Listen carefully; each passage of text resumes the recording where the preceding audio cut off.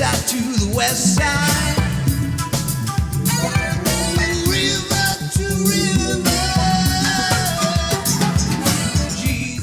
I'm here because I am a roaring lion crying out, righteous.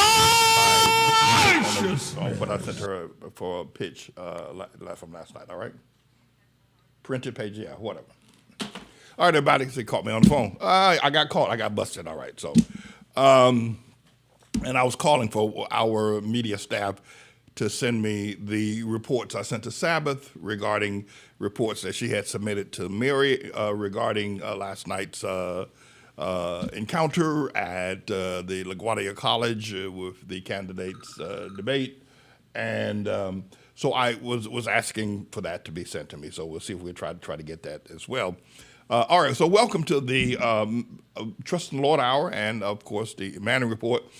And it's been the Trust in the Lord Hour that has brought me through some of the most tumultuous times. I would encourage you to just trust God, just trust Him. You know, you can go through some very difficult life experiences. You will and you can. You can and you will. But in the midst of all of that, just trust Him. Just trust Him. I can't promise you that all the things that you desire of the Lord, that you desire now, will be benefited to you in ways that will be profitable at some point in time. But I can tell you, trusting in the Lord will never fail you in terms of the sentiments of your heart and God's love for you. So just trust Him no matter what you're going through. And I've done that for the past 18 years. I did it in some very tumultuous times. And I've talked about it. You know about it. I don't want to rehash it again today, but I will be talking about it in times to come. It's very difficult to get me to trust anything but the Lord. It's very difficult. Don't even try it. I trust Him. I trust His word. Case closed. End of story. Don't bring me nobody, no professor, no college person, no politician. Don't bring me no movie star, athlete, baseball player, basketball. Don't bring me nothing or nobody. I trust in the Lord. You know, a lot of people put their horse. David said a lot of people put their trust in horses and chariots. Not me, and not him. Okay, enough of that. So I don't know if you remember the song Mrs. Oh, Hell to Do, Mrs. Robinson, da-da-da-da-da, Simon and Garfunkel. Y'all, hey, Elder Honaker, do you remember this song? I'm sure Bob Jackson, remember this song? To Mrs. Robinson, da-da-da-da-da-da-da-da, going to the candidates debate. That's a part of Mrs. Robinson's song from years ago when I was just a teeny-weeny little boy.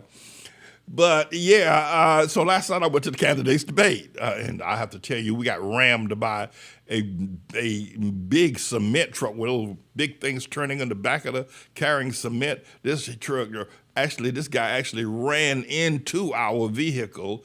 And I want to apologize to our most prolific driver, Jeremiah Farr, who I told to cut the guy off. I actually told Jeremiah to cut the guy off, and the guy saw it, got angry, and actually rammed that big truck, cement-carrying truck with that great big bumper that long and that wide, rammed it into the side of our vehicle on our way to the candidates debate last night. We were able to get past that. It was a harrowing moment. I'll probably say it a little bit further into the broadcast, that I believe that the Lord would have us to get to the. We got there extremely late. A large part of my planning of the time we should leave here. But nonetheless, I think we were able to accomplish a large number of things. Going to the candidates debate. Simon and Garfunkel. If you haven't, pull up that song by Mrs. Robinson and listen to it from 50 years ago. To Mrs. Robinson, da da da da da da da da. Going to the candidates debate. So the candidates were debating last night at the LaGuardia Community College in Long Island City, New York. The Three Stooges, I called them, were on the stage. And during the time of that debate that was going on, I had an interview with Lars Larson of WABC, a nationally known broadcaster on the ABC radio. And what I'm going to do is I'm going to let you listen to this happened. I started the Open Rewards prayer meeting at 7 o'clock. So if you remember, by the way, we apologize for the fact that the sound was not streaming correctly. So many of you were probably clicking on and off trying to get the sound. Our most learned and trained and excellent engineer will get that sound together completely, and you'll be able to hear the entire open rewards prayer meeting, but last night was a concoction of a whole lot of, not even been able to get the sound. I think the video was good, the visuals were good. However, so at 7:18 last night, while I was in the midst of the Open Rewards prayer meeting, I also had this scheduled interview with WABC Radio with Lars Larson. What I'm going to do, I'm going to let you listen to that, and then I'm going to be right back. So check this out, and I'll be right back. Okay.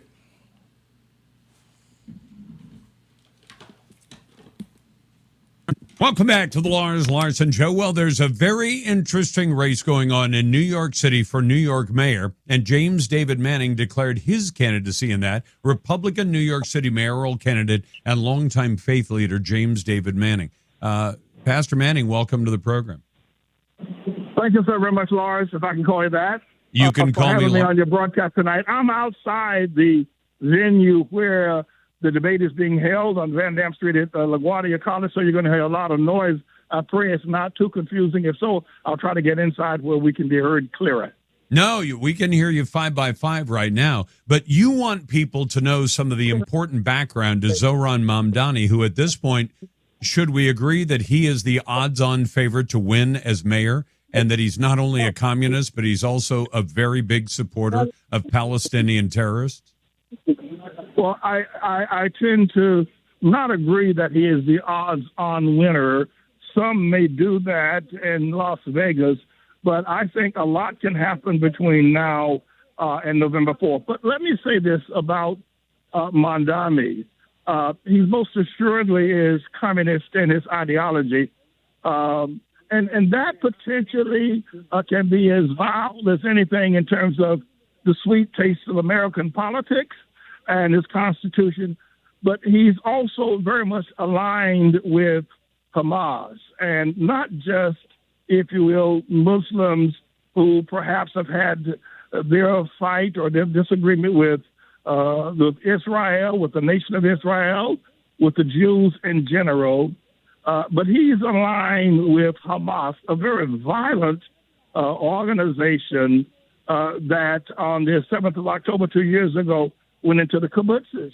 And I'll say more about that when you give me an opportunity to do so. No, I want you to do that, but I want you to help my audience around the rest of the country understand, why is it that New Yorkers are so willing, so many of them, maybe not the majority, but so many of them are willing to embrace this guy as the possible leader of America's biggest city? I think a large portion of his vote comes from people or voters under the age of 35. Many of them perhaps have enjoyed the peace of America and did not realize the terror of 9/11. America has been at peace, has been at prosperity, and these young people just don't know what our great Constitution and our founding fathers have put together. And so they're willing to go with what they consider a new idea because he's young. But here, let me say this. Here's what I want to say to the young people. Sure. That when Hamas went into the kibbutzes on the 7th of October 2 years ago, they didn't just pick that date as a random date. Hamas went into the kibbutzes. They didn't go there as a fighting military force to take down members of the IDF or to try to gain some territory in the West Bank or try to, if you will, destroy some of the military stations of the IDF. They went there because they knew that there would be literally hundreds, if not thousands, of virgins. Now, please listen to me. Virgin Jews, Jewish girls that were virgins at a festival called Nova. They knew, those Hamas men knew, and they went there for that purpose. Now, the Islamic religion has this, if you will, twisted ideology and philosophy and theology that if you as a Hamas leader or if you as a Intifada fighter kill Jews and die in the process of a suicide bombing, there would be 70 virgins in heaven waiting for you once you've completed that task. The Islamic people have, if you will, a sexual ideas or perverted, if you don't mind my saying so, about having virgins in heaven.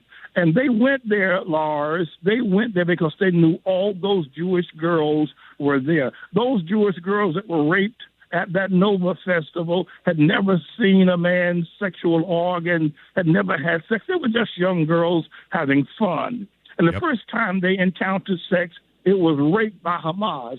And Mamdani will not condemn it. Damn it, he will not condemn it. He will not condemn no matter how. And that's the mystery, isn't it, Pastor Manning, that this guy is accepted. I mean, in a city which, is a polyglot, it's as diverse as any city in America, and yet they're embracing this guy, and they know about his ties to Hamas. They know about his favoring the Palestinians. Why are New Yorkers so willing to do that? Just because of age and inexperience?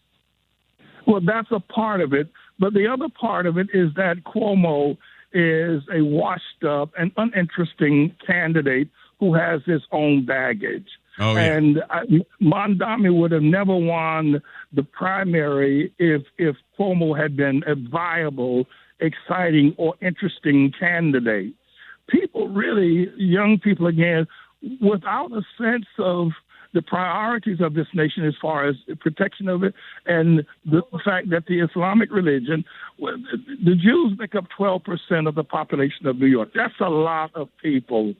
And across the board, no matter what the Jewish beliefs are, they fear that should this man become the mayor of the city of New York, that their lives are in grave danger because it is not going to just anti-Semitic ideology. It has now moved to violence in the city of New York against Jews.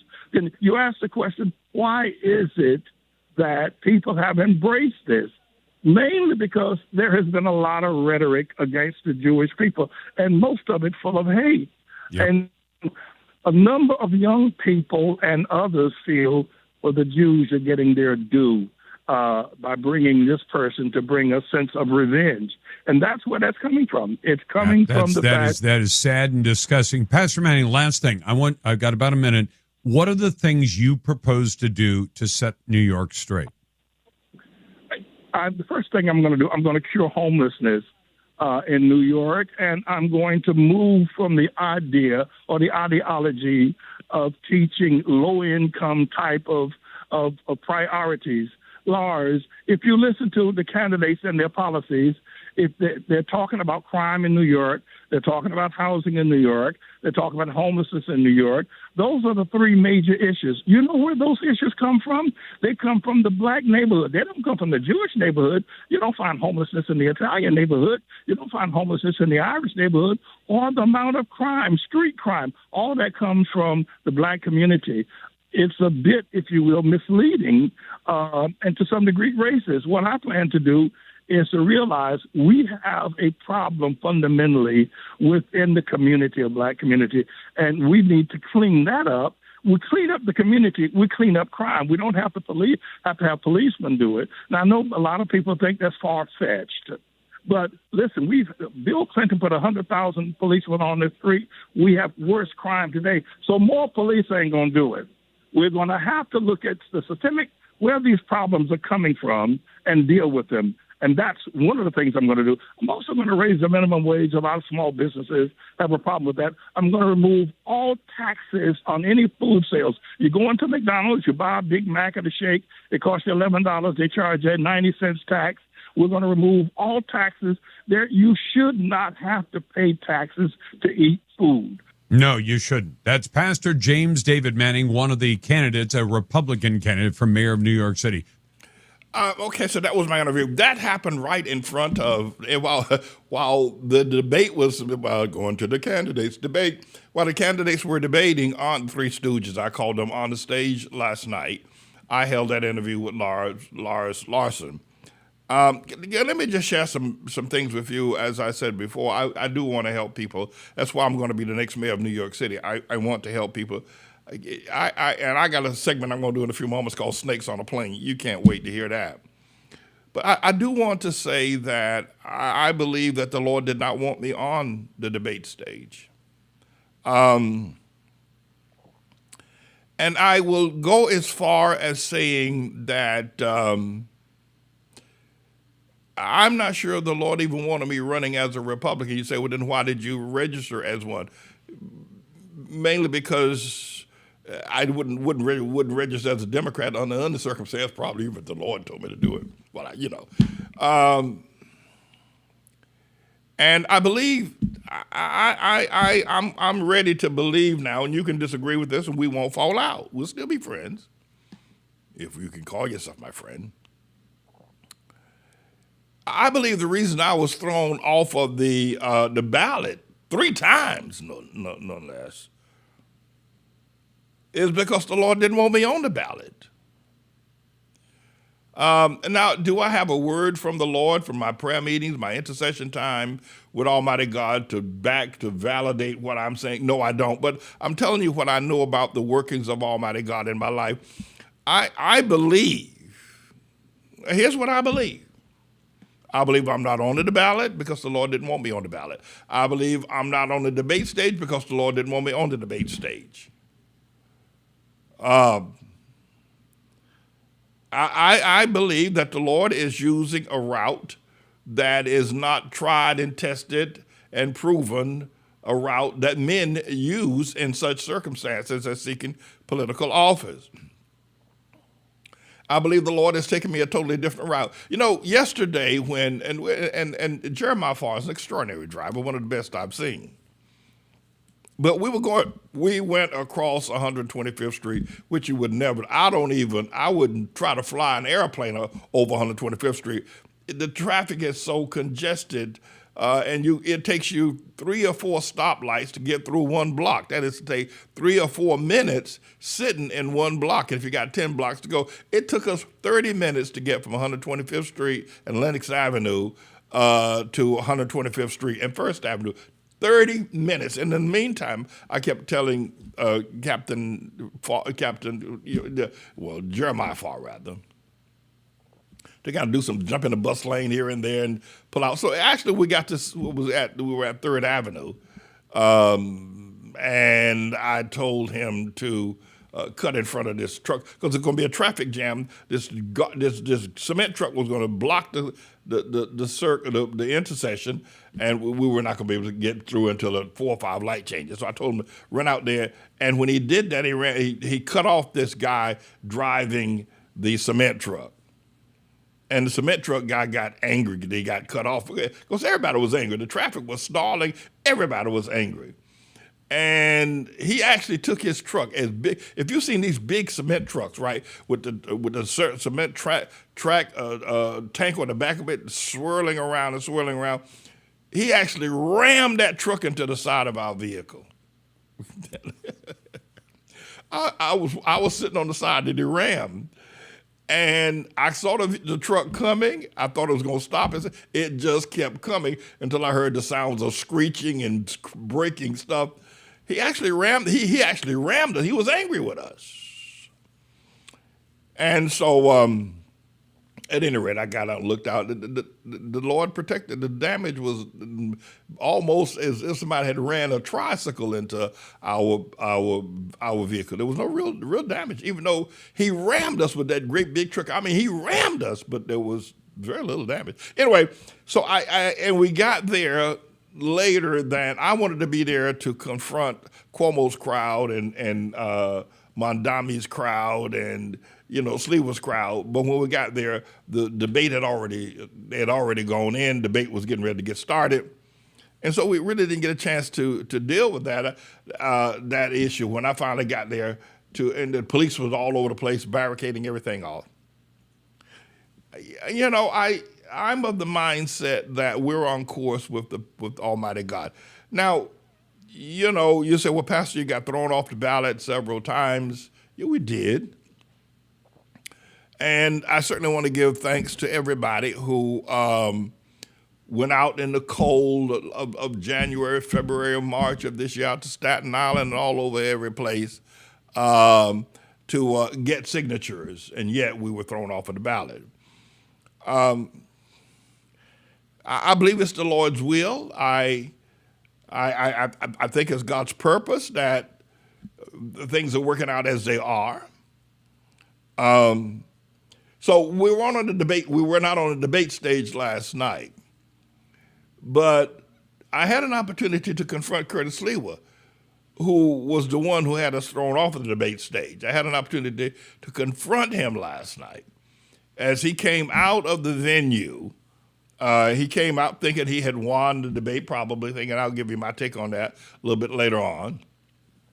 But he came strutting out last night and had his SUVs lined up like he's already in the office, because that's what they roll around, these black SUVs, as you know. But I had the opportunity to confront him last night. And I think that was more powerful than confronting his supporters. I think Curtis, here's what I can tell you this. Curtis Lee, what I'm talking about is I believe we're on track. This election is being handled, we're being on the debate stage, where we are, our fundraising activities, people support is all God's plan. It is not a mishap. We're not misstepping. I think it's all God's plan. But what happened last night, I think Curtis Lee thought he had done a good job on the debate stage with Mamdani and Cuomo. But when he came out last night with his chest poked out, I took the wind out of his sails and sent him home last night, probably as sick as he could possibly be. And not just that, but there were several reporters that gathered around him that I'm sure heard me say what I say to him, and you're going to see that in the print media very soon.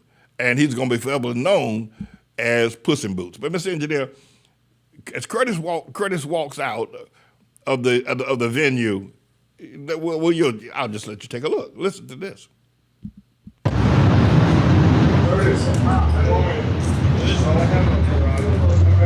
Hey, there's Puss in Boots. Hey, Mr. Puss in Boots. How'd you do tonight? Mr. Puss in Boots. How did you do tonight? How'd it go? Where are the other two stooges? Mr. Puss in Boots! Mr. Puss in Boots! I am James Manning, going to be the next mayor of New York City. I'm sure most of you are aware, and I'm going to redux this just as soon as it plays out. I'm going to just flip it again. But I'm sure many of you are aware of the cat food called Puss in Boots. Well, Sliwa's wife has 17 cats that live in an apartment with them on the west side of New York. 17 cats in one apartment. She's just an incredible animal lover. Well, cats are beautiful. If you want to ask Elizabeth, she would probably want to have as many cats also. But to call him Puss in Boots last night, I'm sure, because he came strutting out of there thinking that, that, Mr. Engineer, could redux that, just rewind that. He came strutting out last night thinking he was the winner, and to some degree he wasn't defeated last night, I can tell you that. But he came strutting out last night until he heard me. That boy went home sick, because I ain't through with him. And I believe that this was better than being on the debate stage. I do declare before Almighty God. He cowered down rather than responding to me. He looked in my direction. He knows who I am. We met out in Staten Island. In fact, he's been in our church. He came to our church several years ago. So we know each other. We're not strangers. He knows exactly who I am. And he knows if there's anybody that can defeat him in this election, it's James Manning. So, but I'm going to run more time. Just let this run, Mr. Engineer.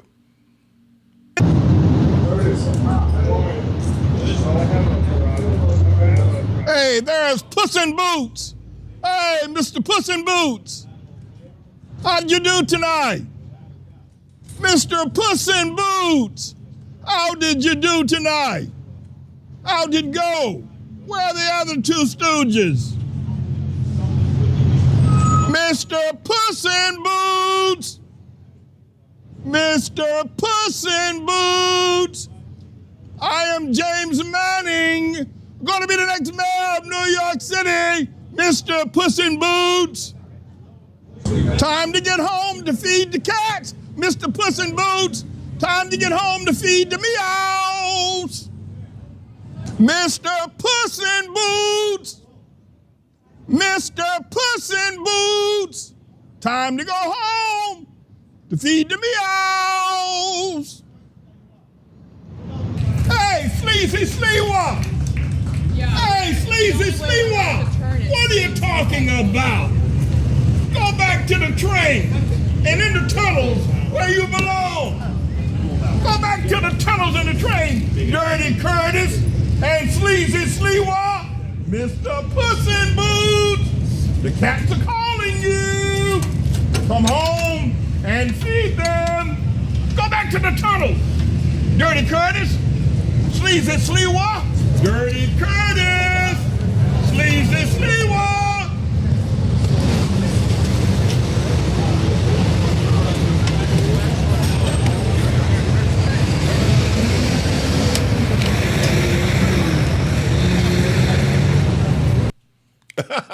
I'm James Manning, and I approve this message. Oh, I think that was better than being on the debate stage. I mean, being on the debate stage, I don't think very many people watch the debates. The first debate was watched by less than 500,000 people.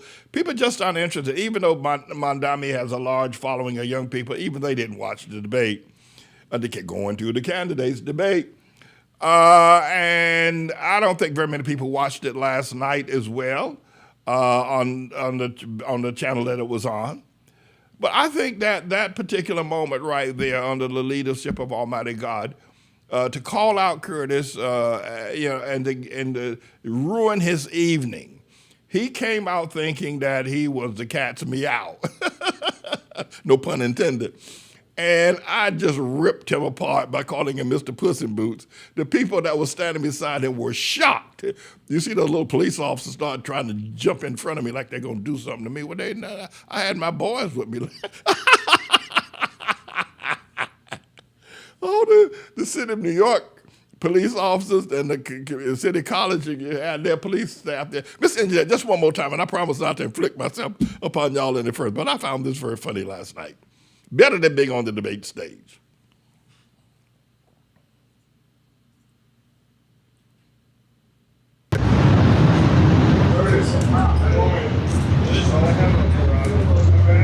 Hey, there's Puss in Boots. Hey, Mr. Puss in Boots. How'd you do tonight? Mr. Puss in Boots. How did you do tonight? How'd it go? Where are the other two stooges? Mr. Puss in Boots! Mr. Puss in Boots! I am James Manning, going to be the next mayor of New York City, Mr. Puss in Boots.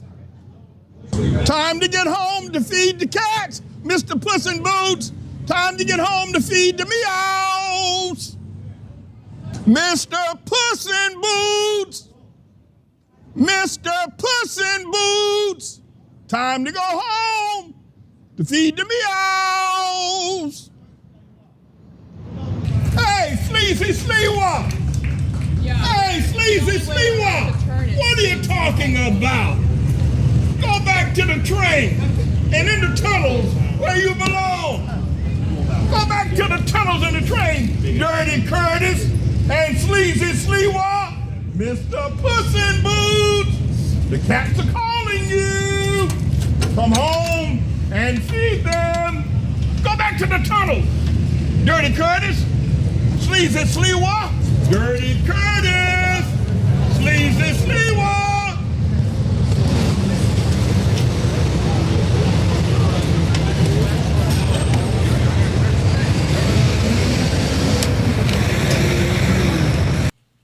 I was waiting for Osama bin Laden Jr., y'all call him Zoran Mondami. I was waiting for him to come out, but he snuck out the back door. No, he did. He snuck out the back door, and Andrew Cuomo snuck out the side door as well. They didn't come out the front entrance. I was waiting for them. I had something for Osama bin Laden Jr. too, had he came out, and for Fredo Corleone, Andrew Cuomo had but they went out. They snuck away out the back door. By the way. I can't be sure that I think that the reports are that after the debate, that Cuomo went to a Knicks game at Madison Square Garden and met with Erica Adams, and the two of them were at the game after. This is after the debate, right? How he got from Long Island City into Madison Square Garden, Midtown Manhattan, 34th Street. enough to be to see the game, because the debate ended at 8:30. How did he get there? How did he get there so quick? Want to find out who his driver is. Anyway, here are these two snakes. Remember that Eric Adams said that Cuomo was a snake and a liar, and that New Yorkers would be disserviced by voting for him. He wouldn't vote for him. Well, guess what them two snakes did last night? They sat down together, and Eric Adams endorsed that snake, Andrew Cuomo, or Fredo Corleone, at the game last night. I actually got pictures. I got the audio version where Eric Adams said that this man, Andrew Cuomo, was a snake and a liar. Now he's telling New Yorkers to vote for him. Check this out. Mr. Engineer, roll that clip. Telling New Yorkers now vote for the man he called a snake. Damn. Damn. Andrew Cuomo is a snake and a liar. I am in this race, and I'm the only one that can beat Mamdani. Andrew has had a career of pushing black candidates out of races. This is his career that must stop with me. This city can't go backwards, New Yorkers. This is a city that I inherited, where crime was out of control, COVID, no one wanted to be on our subway system. We watched what happened in housing. The reason people are having these conversations is because I made this city safe. I committed myself and dedicated myself to a city that I love. And I'm going to continue to do that. This polo shirt that I'm wearing that says Eric Adams, Mayor of the City of New York, I'm going to wear that for another 4 years. We can't go backwards. We can't have a city that's filled with encampments like I inherited. We can't have a city where crime and guns are on our streets like I inherited. We can't have a city where unemployment was high across the city, but specifically for black and brown communities like I inherited. While children were not getting a quality education like I inherited. Where low-income people were not receiving the support they deserve like I inherited. What we have done in 3.5 years shows why we have to continue the success we have. I have two spoiled brats running for mayor. They were born with silver spoons in their mouths, not like working class New Yorkers. I'm a working class New Yorker. They are not like us. They never had to fight. They never had to struggle. They never had to go through difficult times like you and I had to go through, New Yorkers. This is such a pivotal and important period, and we have to get it right. So there's a lot of reports that I'm in Washington on Monday. Those reports are wrong. I'm not. I'll be moving throughout this city in the 5 boroughs that made me mayor in the first place. I'm running for re-election, and I'm going to tell New Yorkers every day why I believe I should be the mayor of the city of New York in 2026. And yes, I hear the polls, I hear the comments, I hear the pundits, but those are the same polls that stated 8 weeks out that Andrew Cuomo was up by 36 points.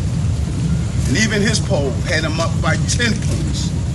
Those are the same polls that stated he was going to walk into becoming the mayor of the city of New York, who he believes is a consolation prize because he made the determination to step down. I'm running, and I'm going to beat Mamdani, and I'm going to continue the success that this city has witnessed. And yes, there's many challenges. And yes, I hear it over and over again. It's almost Groundhog Day, folks. How many times have I been told throughout this journey to step aside, to surrender, to give up, to give in? That's the same thing we tell everyday New Yorkers. Everyday New Yorkers are not giving up, are not giving in, are not surrendering. So the mayor is not going to do that. The voters will determine who's the next mayor of this city. And I will respect the outcome from the voters. I love this city. I gave this city my all. and I'm going to continue to give them my all every day. And New Yorkers, you'll decide. Do you want a working class mayor that's like you? One who struggled like you? One who lived in poverty like you? One who wondered where your next meal will come from like you? Or do you want two individuals who had it all and decided that the elitists would run the city and not a working class man? Now, Elder Butler, I consider you a man of extraordinary wisdom, extraordinary understanding. But Elder Butler, Eric Adams made this statement on a Thursday afternoon, I think it was. 6 days later, he dropped out of it, saying he's in it to win it and gonna do it, and that he's the only one that can beat Mondami. That's what that man who is now the present mayor of the city of New York, Elder Butler, that's what that man who's now the present mayor of the city of New York said he's going to do, that he's in it to win it, and he's the only one that can beat Mondami. 6 days later, he said, I'm dropping out. Okay, all right. He said all these awful things about Cuomo, that he is a snake and that he is a liar, and that all the things that the city is enjoying, the city will be corrupted by Andrew Cuomo, that the man is a snake and a liar, New Yorkers. He doesn't come from the working class. He's born with a silver spoon in his mouth, and he's going to destroy all the things that he has worked as the mayor to bring New York crime levels, housing, and all that. All of that's going to eviscerate. It's not good for New York. That Cuomo is not good for the working class people. That Cuomo was born with a silver spoon in his mouth. And that Cuomo is for the elitists and for the corporations. And he went on and on and on about how awful Cuomo was. Well, guess what? Last night, he said, Cuomo's your boy. He's the one to run New York City, and I'm voting for Cuomo because Cuomo's the man to get the job. Damn. Now, can you see why, Elder Butler, can you see why the Lord didn't want me on that debate stage? Because I would have cussed him out. First of all, they would throw me off. I'm telling you, they would have done the old Apollo thing on me. They would put a hook on me, and rightly so. I mean, can you look at how New Yorkers, from Elder Butler, New Yorkers, look at how this misfit. I mean, who can you trust? First, Eric Adams says Cuomo is a snake and a liar. What's snakes on the plane? Where's that for? We got that photo of snakes on the plane. First, he said he was a snake and a liar, and that he's unfit, that he can't beat Mondami. And now Eric Adams, 3 days later, turns around and tells New Yorkers, vote for Cuomo. Damn. I mean, can you listen? I mean, either one of these men are unqualified, mainly because there's no integrity. They just lie. As I told y'all before, politicians do not have a humanitarian instinct. They don't. They just lie. And Eric Adams and Andrew Cuomo are expecting you, everything that Eric Adams said about Cuomo being a snake and a liar, they are expecting you to disavow that, to say, well, he didn't really. I don't know what they're expecting, but they're expecting you now to turn around with all that garbage, all that he spoke about Cuomo, which was true, for you to turn around and say, we want this snake and this liar to be our mayor. I mean, have you ever heard anything? But this is politics. This is politics. This is how, and that's why I'll never step away from the word of God. I ain't gonna become like these creeps. I'd rather listen. I'd rather lose the election hands down than lose my integrity. You done lost your damn mind if you think I'm gonna give up the power of the word of God, the power of God himself, and be like these characters. No. If I don't win, I will still have my relationship with Jesus. But if I give up my relationship with Jesus, even if I win, what does it profit a man to gain the whole world and lose his own soul? But you don't understand that. If you don't have a relationship with Jesus, you don't know how important it is. Hell, you'll trade it off for anything. You'll go to by the way of the politicians, everybody, because you don't have a relationship with Jesus. You don't have one, so you don't know what the feelings and commitments are to people that do have one. But Eric Adams now wants us to vote for Andrew Cuomo after all that said stuff he just said about him. But that's politics. And guess what? New York is going to say, all right, he's been endorsed by Eric Adams, so let's vote for Cuomo. That's just how gullible people are. I mean, it's like I got a thing I'm going to do probably in the next segment called Ain't No Free Bus Ride by this boy Mondani. So, yeah, I mean, so the snake's on the plane, Samuel Jackson. Oh, so I'm convinced that the Lord did not want me on the debate stage. And even the time I arrived last night, I think was a perfect timing. I think the whole thing is perfect timing, if you ask me, in terms of where we are. And as far as the election is concerned. And a lot of people came up to me last night, shook my hand, said, I watch you, and said, what about the foreclosure? What about that? One guy asked me, said, what's happening with the I've been watching you, Pastor Ben, on YouTube. What about the foreclosure? And I need to get a copy of the deed. We won the foreclosure. At this very moment, as I now speak to you on the 23rd of October, the deed to the Bethelite Community Baptist Church remains in the hands of the Bethelite Community Baptist Church. We whooped the hell out of the Mellon Bank, the city of New York, and the Philip Little Liar law firm. I had to go through several attorneys. I went through as many as 7. I fired them, most of them, and others just ran away and quit. I kept telling them we can win this case. I kept telling them, they kept telling me about the law, and I don't know the law, and I'm not a lawyer, and I need to go to law school, and all that. But I kept telling them, no, we're going to win this.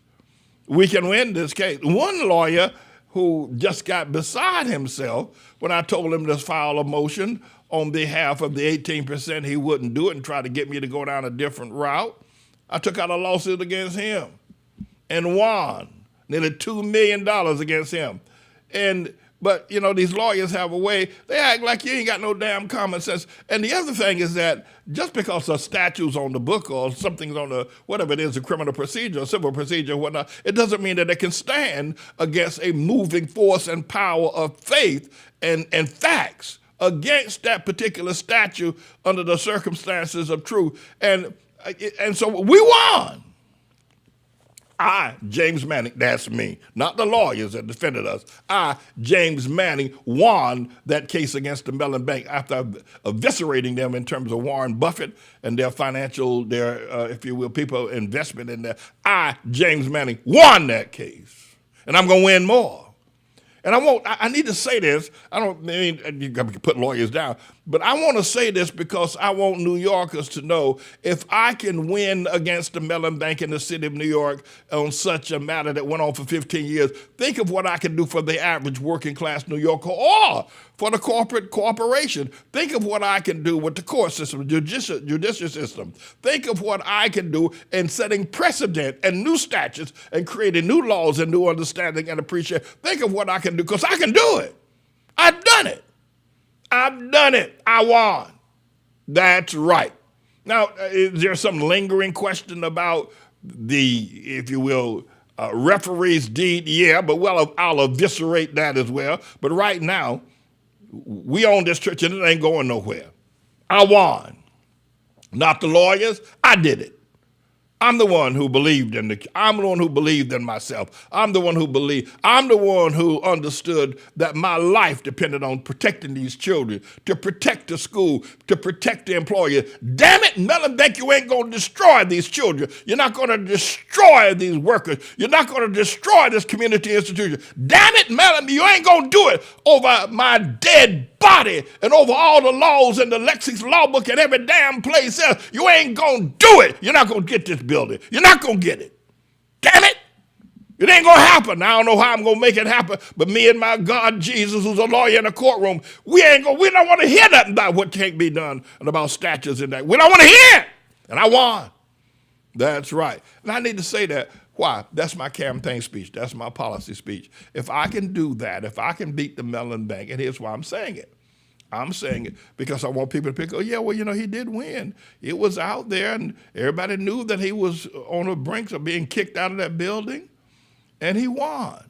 He absolutely. So I want people to know I can do that for New York all day, twice on Sunday, and can do it with my eyes closed and one hand behind my back. That's why I'm saying this. I'm saying this because I want New Yorkers to know I can fight for you. I will not give up because the law says this or some statute says that or some whatever. I will not give up. I will fight for you. That's what I want you to know. And I believe the Lord has allowed us this victory to come at this time of my running for mayor so people can know I will fight for you. Who do you know is better at fighting the court systems than me? You don't know anybody right now. I'm the best lawyer in New York. That's right. I'm the best lawyer in New York and will be the best mayor, will be a magnificent mayor. And that's why I'm saying this. I'm saying this because I want people to know I will fight for you. I will, like I fought for the children. I fought for the school. I fought for the employees. I fought for the homeless. I fought for the working class. Do y'all understand what the hell I'm saying? You understand what the hell I'm saying? I fought for the working class. I fought for the children. I fought for the school. I fought for the employee. And I won. And I would not take no. I would not take defeat. I would not take it. I will do the same thing every day for every New Yorker. That's my campaign speech. You are Lars Larson. You want to know what I'm going to do? What kind of mayor I'm going to be? Well, you just saw me with the Mellon Bank. Ask the Mellon Bank. You know, they actually tried to, they filed a motion, the Philip Little Liar law firm filed a motion saying I was a vexatious litigant. By that they mean, they said that I just kept filing cases and filing cases. And I have over the past years, I've filed cases up to wazoo, both in federal court and state court. And they said I should be punished and sanctioned for filing so many cases. But I keep winning.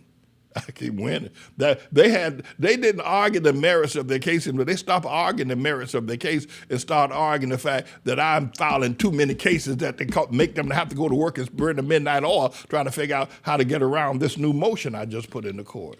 Vexatious litigant. It's in the court. Now, Judge Kahn didn't grant it. He said he was on the verge of granting it, which would have made me labeled as a vexatious litigant. You can label me that as you want. I'm still coming back to court. I want New Yorkers to know I will fight for you. I want everybody to know I will fight for this church. I will fight my life. I will not let you harm the children. No, you ain't going to do that. No, you're not. I'm not going to walk away. I'm not. They told me that why don't you just find another building? I said, why don't you find another life? No, I'm going to do that. Anyway, so listen, I have had Captain Michael Guzman do a thing, put our campaign accomplishments and what I'm going to do for the New Yorkers in Latino. So I'm going to ask Mr. Engineer. Mr. Engineer, could you bring that up? And don't go anywhere, everybody. You're going to enjoy listening to this if you haven't heard it in the previous broadcast. But go ahead, Mr. Engineer. James Manning es un humanitario, no un político. 2. Quiere ayudar a la clase trabajadora y a las zonas urbanas utilizando mis 40 años de experiencia. 3. Tiene experiencia práctica educando a más de 1 millón de hombres y mujeres sin hogar. 4. Tiene 40 años enseñando a buscadores de empleo de nivel inicial cómo progresar hacia puestos de alta dirección. 5. Ha graduado a 500 estudiantes. Algunos fueron aceptados en la Universidad de Yale, Juilliard, la Universidad de Nueva York, la Facultad de Derecho Cardoso y la Facultad de Derecho de Nueva York. Es un hombre que tomó la mano de mi abuelo Charlie Patterson, quien nació esclavo en 1862, estrechó la mano del presidente Carter en la Casa Blanca y lamentablemente estrechó la mano del presidente Trump en la Torre Trump en 2016. Ha logrado un éxito significativo en la lucha, navegación y litigio dentro de los sistemas legales de Estados Unidos, ganando notablemente contra uno de los bancos más grandes del país, como director ejecutivo de la Iglesia Misionera Mundial Atela, la Iglesia Bautista Comunitaria Betelite, el Sistema Escolar Atela, el podcast Trust in the Lord Hour, el Programa Nacional de Noticias de Manning Report, el Refugio de Personas Sin Hogar Betelite y el Programa de Desayuno Infantil. Está singularmente calificado para liderar la ciudad de Nueva York Cree en y ama a Estados Unidos y su brillante constitución. Únete al movimiento de voto por escrito el 4 de noviembre de 2025 y escribe James Manning en la boleta para alcalde de la ciudad de Nueva York.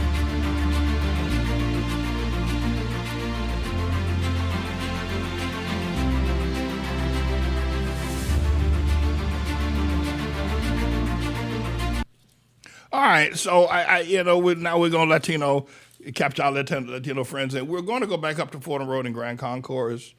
We got a very busy schedule this weekend. We're going back out to Staten Island. We got, for the next 12 days, we're going to be all over the place. I think today I'd probably consider maybe going out to 125th Street because it's so close to our venue here. But I think I'm going to give everybody a break. But this weekend, Friday, we can go back to the concourse or to 125th Street. Saturday and Sunday, we're going to spend out on Staten Island. Let me show you the group of people. I had several pictures that Minister Williams, who had some surgery done today, and she's recovering from that. And also, we want to give a shout out to Evangelist Debbie Myers, who said she was listening to us last night on the broadcast, even though the sound was not as perfect as it should be. Sister Debbie Myers, we prayed to see you back home soon. Sorry I haven't been to see you, Sister Myers, Virtuous Myers, but obviously you know I've been busy and I haven't been just slothing around, but our prayers go out for you, and I've asked all the members to pray for Virtuous Myers, and we've changed your picture. I hope you like the new picture.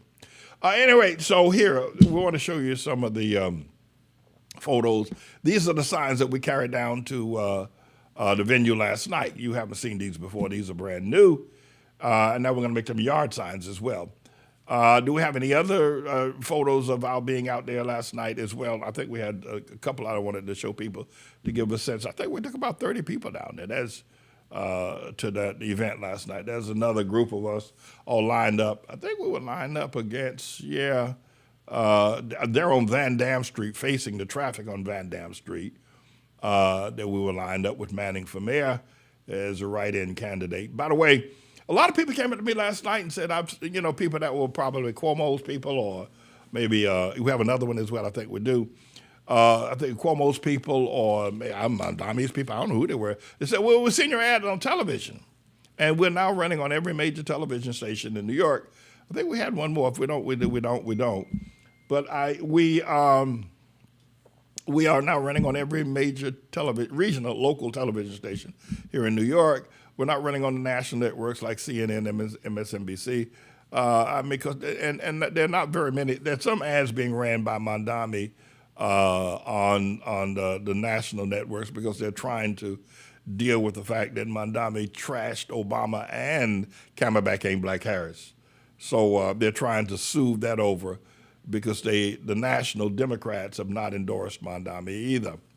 But yeah, that's what we were able to accomplish last night.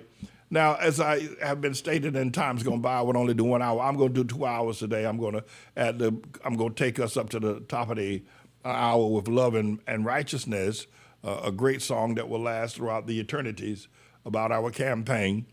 And then I'll be back with more of the Manning Report and the Trust in the Lord Hour combined when that takes place. But I do want to remind you that we are now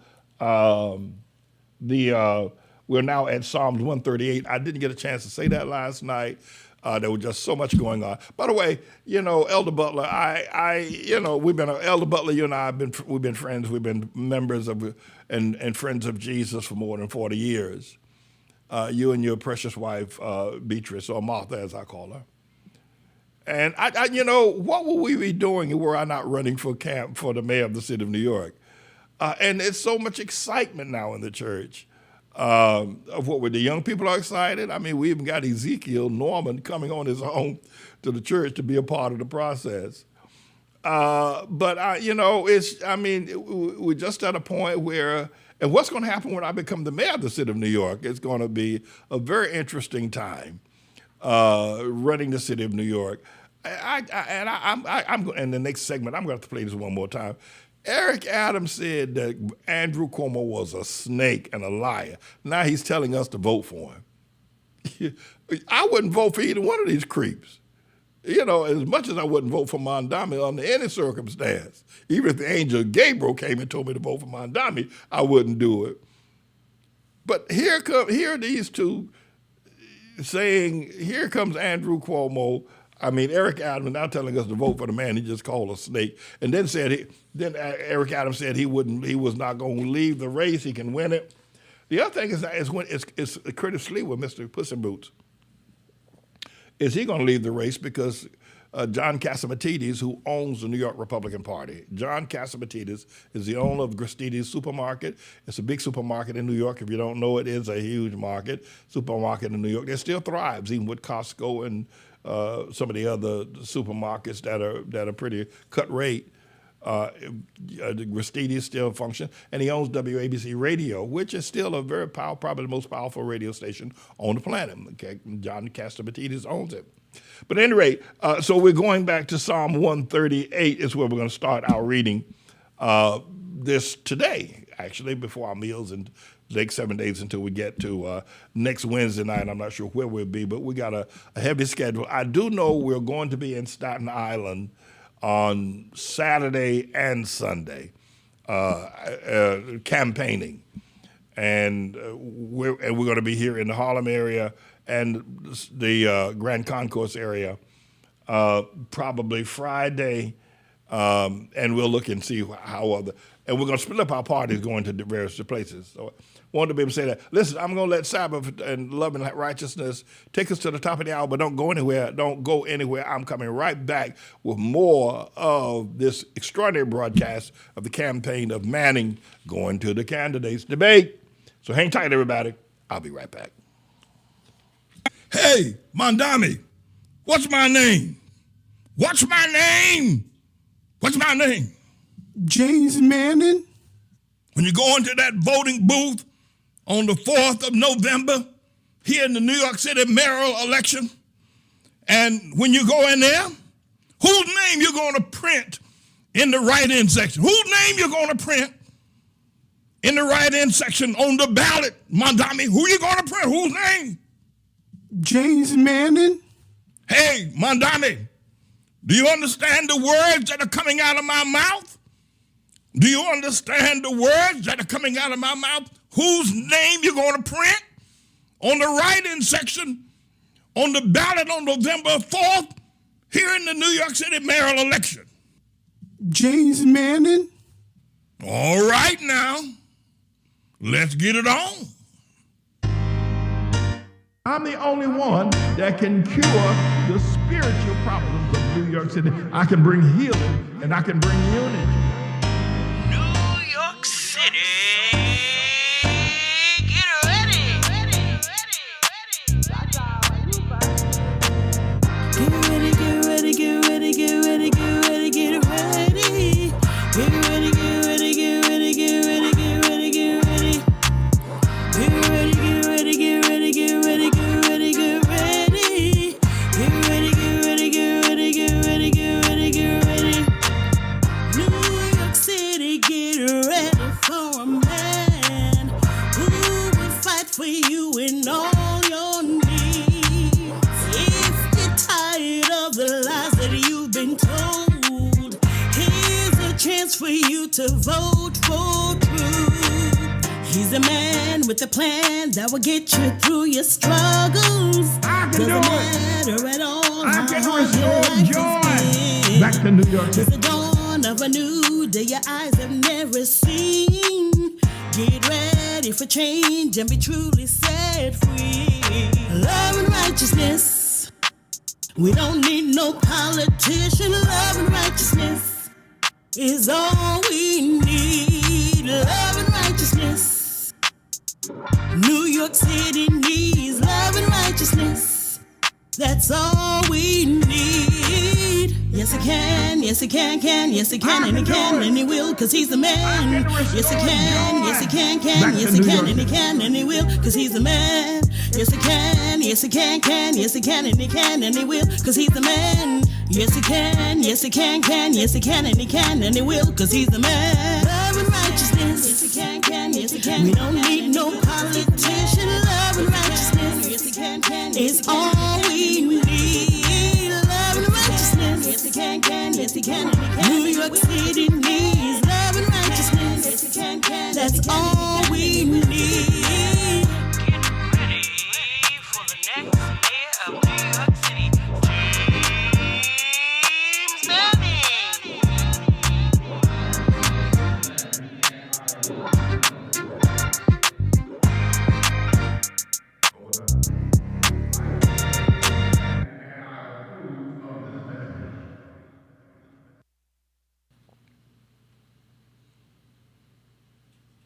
All right, everybody, welcome back.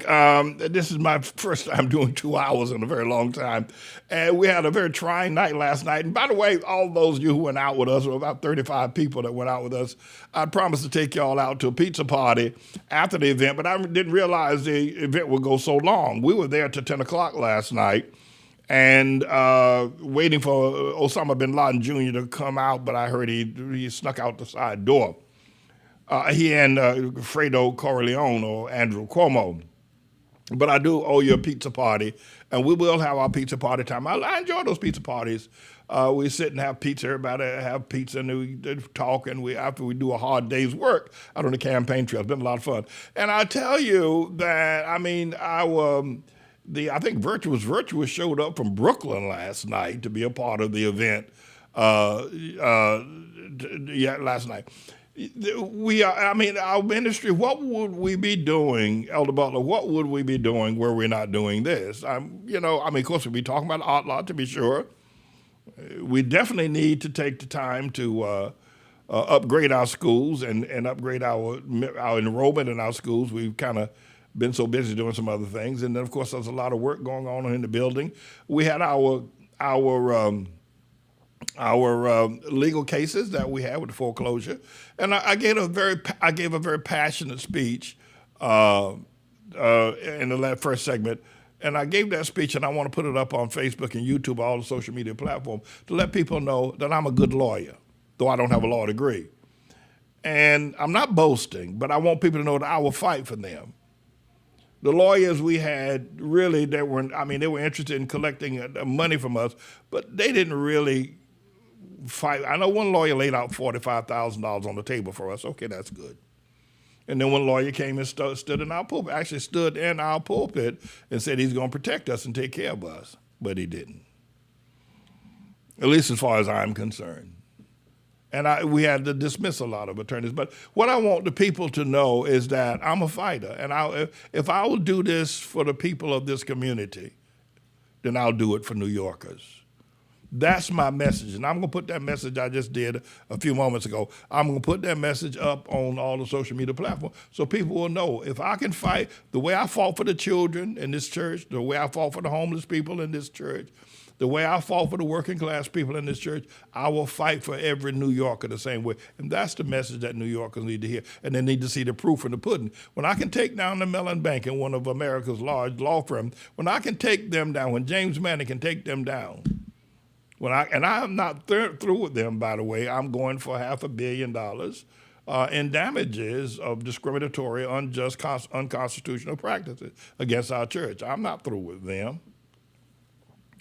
But I want the people to know I'm a fighter. That's who I am. I have a proven track record of winning. And I won big time. And I want people to know that. No, I'm going to put that up on all social media platforms. And should I become the mayor of the city of New York, I will fight for New Yorkers. The same way I fought for the members of this community in this church. So what I'd like to be able to do is, again, state that I do want to help people. I do. I recognize that there are a lot of people that are suffering. And all I've done since I've been in this building and been in the ministry is help people. I've done what Jesus said. I've fed the hungry. God knows I've done that. Everybody knows I've done it. I've clothed the naked. God knows I've done that. And Sister Mingo has sent clothing for me and for my staff.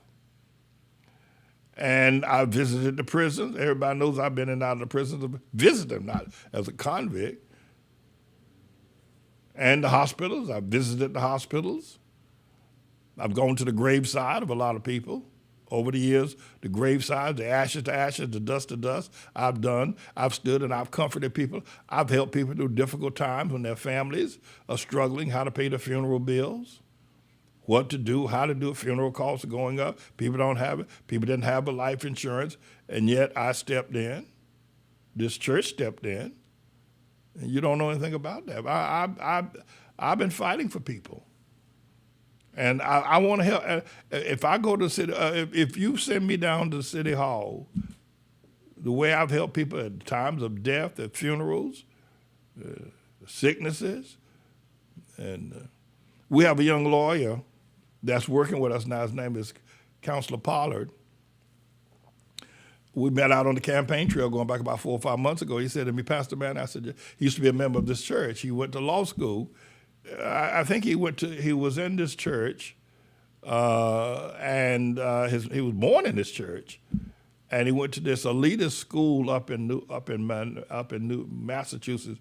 Is this very, very elitist school, a bunch of white students where the children of billionaires go. Well, he was selected to go to that school because he's very bright, very smart. He went there. They came and actually picked him up in a limo and drove him all the way up there in a limousine. Then he went to Duke University and went to law school. He graduated law school. And his mother left the church, as he was graduating law school. But he came up to me out on the campaign trail a few months ago, and he said, Pastor Man, I want to help you. I said, why? He said, because when we were being evicted from my mother and I were being evicted, you stepped in and helped us get a place to live. And he said, I'll never forget that. That's what he said. He says, I want to help you because you helped us. And I'm glad he recognized that. But, he's not the only one. All I've ever done, America and the world, is help people. I've not aggrandized myself. I picked out some nice things for myself and a little bit every now and then. But you don't mind if we have a little something, my God. But all I've ever done is help people. I mean, people like to have stories like that where I've helped them in housing, helped them with their food, helped feed them when they were hungry. And if I become the mayor of the city of New York, I want people to know about those cases I won. I want people to know about the people I've helped houses, people I've educated. I've done that. That's what I've done routinely and with my eyes closed. That's what and I want everybody to know that. But here, let me say this to you as well, as much as I want to help people. I really believe that the Lord has orchestrated it that we should not be on a debate stage. No point in me being on the debate stage yelling back and forth about them. I could talk about our principles. By the way, I do have a couple of videos coming up. One is called "I'm going to infuse $41 billion into working class neighborhoods." That'll be coming up on this hour. And the other will be either Manning or Massacre will be coming up on this hour as well. So hang tight for those two. What I want to do now is let you hear the interview I had last night with Lars Larson of WABC Radio. I was doing this. I was multitasking rather. I was during the Open Rewards prayer meeting, doing my campaign thing at the campaign video, and also holding an interview at the same time with WABC Radio and Lars Larson. So, Mr. Engineer, roll that clip if you will, please. Check this out, everybody. You're going to like this.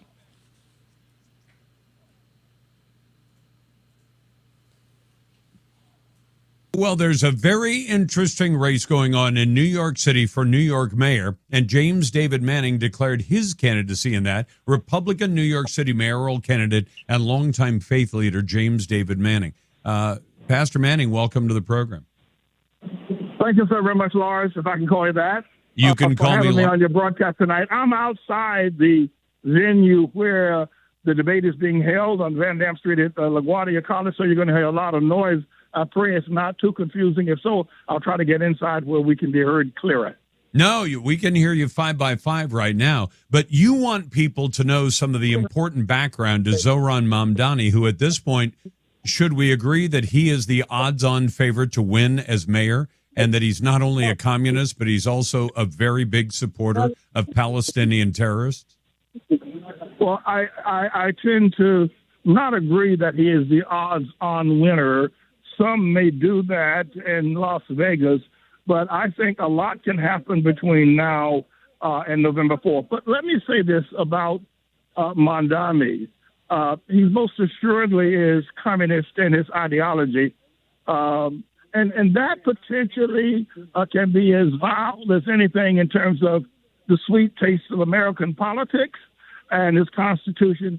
But he's also very much aligned with Hamas, and not just, if you will, Muslims who perhaps have had their fight or their disagreement with Israel, with the nation of Israel, with the Jews in general, but he's aligned with Hamas, a very violent organization that on the 7th of October 2 years ago went into the kibbutzes. And I'll say more about that when you give me an opportunity to do so. No, I want you to do that, but I want you to help my audience around the rest of the country understand why is it that New Yorkers are so willing, so many of them, maybe not the majority, but so many of them are willing to embrace this guy as the possible leader of America's biggest city? I think a large portion of his vote comes from people or voters under the age of 35. Many of them perhaps have enjoyed the peace of America and did not realize the terror of 9/11. America has been at peace, has been at prosperity, and these young people just don't know what our great Constitution and our founding fathers have put together. And so they're willing to go with what they consider a new idea because he's young. But here, let me say this. Here's what I want to say to the young people. Sure. That when Hamas went into the kibbutzes on the 7th of October 2 years ago, they didn't just pick that date as a random date. Hamas went into the kibbutzes.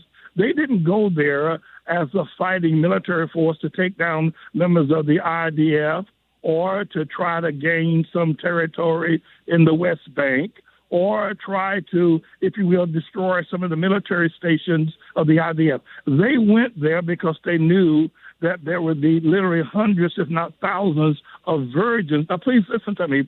Virgin Jews, Jewish girls that were virgins at a festival called Nova. They knew, those Hamas men knew, and they went there for that purpose.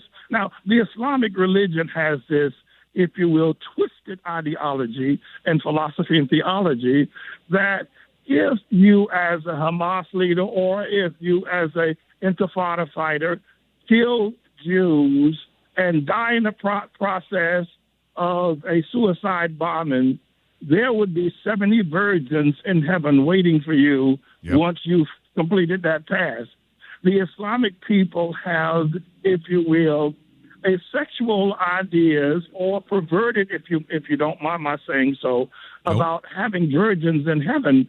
And they went there, Lars. They went there because they knew all those Jewish girls were there. Those Jewish girls that were raped at that Nova festival had never seen a man's sexual organ, had never had sex. They were just young girls having fun.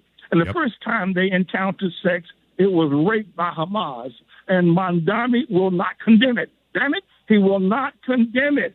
He will not condemn no matter how. And that's the mystery, isn't it, Pastor Manning, that this guy is accepted. I mean, in a city which, you know, is a polyglot, it's as diverse as any city in America, and yet they're embracing this guy, and they know about his ties to Hamas. They know about his favoring the Palestinians.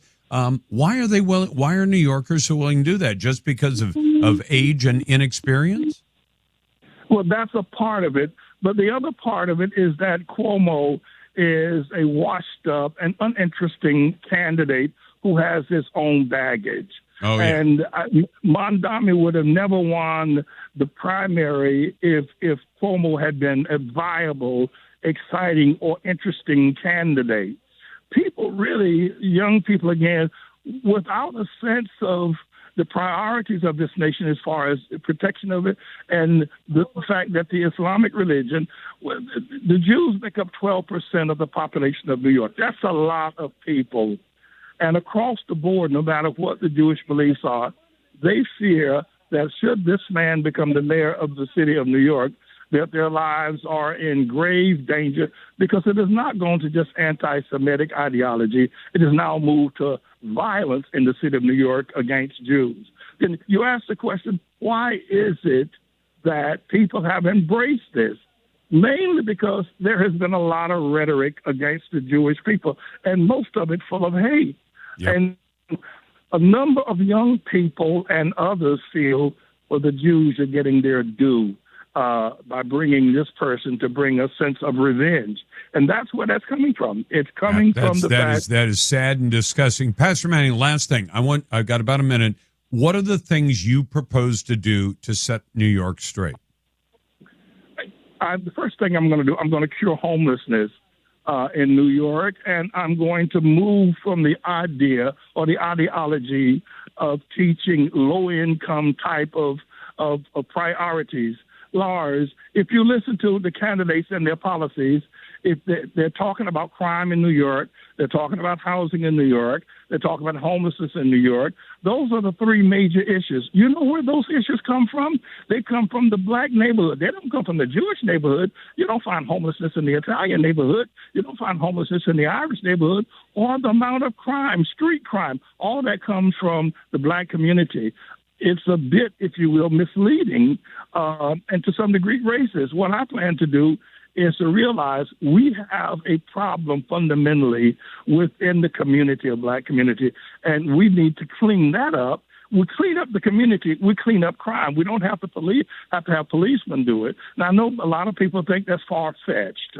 But listen, Bill Clinton put 100,000 policemen on the street. We have worse crime today. So more police ain't going to do it. We're going to have to look at the systemic, where these problems are coming from, and deal with them. And that's one of the things I'm going to do. I'm also going to raise the minimum wage. A lot of small businesses have a problem with that. I'm going to remove all taxes on any food sales. You go into McDonald's, you buy a Big Mac and a shake. It costs you $11. They charge you 90 cents tax. We're going to remove all taxes. You should not have to pay taxes to eat food. No, you shouldn't. That's Pastor James David Manning, one of the candidates, a Republican candidate for mayor of New York City. All right, everybody. So actually, I'm running as an independent, Lars. So we need to, get that cleaned up a bit. But here, on that last question he asked me about policies, there are two things I want to do in this segment. The time I have left is to take a closer, more refined look at my policies, such as they are. And as I said before, you're not going to stop street crime in New York by bringing in more police officers. We fundamentally have a problem. All the issues that are being contested or being debated in this mayoral election are issues that are generated in the black neighborhoods. We're not talking about the judicial system. We're not talking about Wall Street. We're really not talking about any of those kinds of issues that are hidden behind either white-collar crime or white-collar corruption. We're talking basically about street crime that black people and done mainly by black people and no other race. Homelessness that is 100% of 99% all black people, not any of and men and women and children that are not homeless. As it gets worse, as we continue to inculcate more, if you will, satanic black leaders like Al Sharpton, Eddie Gloyd, and a bunch of others, Van Jones, these commentators that sit on television, as their weaknesses, their ignorance, and their perversion is creating homelessness. It used to be, going back 20 years ago, just men were homeless. Now the instability and the ludicrous of the present leadership, black leadership, had produced homelessness for women and children. These Negroes are in trouble. So here, I want you to listen to something I said the other day, and I'll get back to you. Mr. Engineer, roll that clip.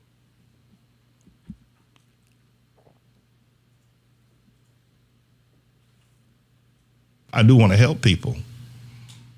I do want to help people. I want to help men learn to be fathers. I told y'all yesterday that the tragedy here, the thing that the open, if you will, secret is that black children are the most fatherless children on planet Earth. Doesn't matter where you go, what continent, what nation, even to the Eskimos. There are no children on planet Earth who have less fathers than black children. Now, they have men that made that woman pregnant and she gave birth, but the children don't have fathers. And the people, if you look at the totem pole and the pecking order, the children who have the least fathers, the less fathers, are black children. And that's a fact.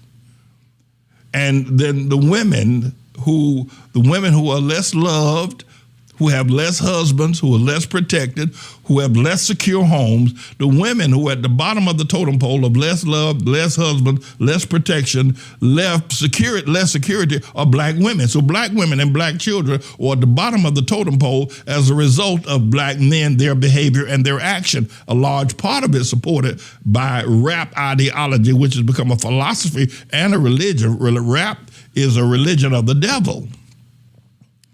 But also, and I know some of y'all get all hissy-fitted when I say this, but since the time of Dr. King, Jesse Jackson, Al Sharpton, Barack Obama, Karen Bass, Bill Bradley, a bunch of other black mayors and politicians and whatsoever, David Dinkins, Charles Rangel, a bunch of other people, T.D. Jakes, and a bunch of other preachers, since the era of those times, starting in the mid-60s to present, there's been an absolutely evisceration of the black family. There used to be a time when out of 9 out of 10 black family homes had a father in the home. Now it's just the opposite. 9 out of 10 families don't have a father in the home or a husband. The black woman is the hardest working, however, she's the most ill-treated.